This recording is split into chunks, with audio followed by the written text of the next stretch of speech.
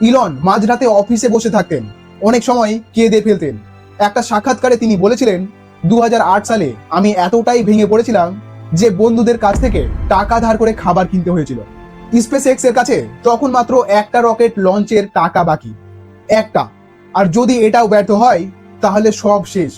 আর 2008 সালের September, Falcon 1 আবার launch প্যাডে দাঁড়িয়ে পুরো স্পেস এক্স টিম নিঃশ্বাস বন্ধ করে অপেক্ষা করছে।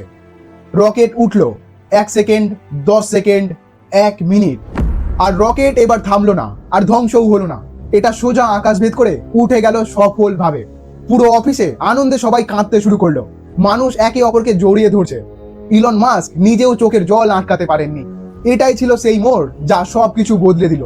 এরপর নাসা স্পেস এক্স কে দিল $1.6 বিলিয়ন চুক্তি।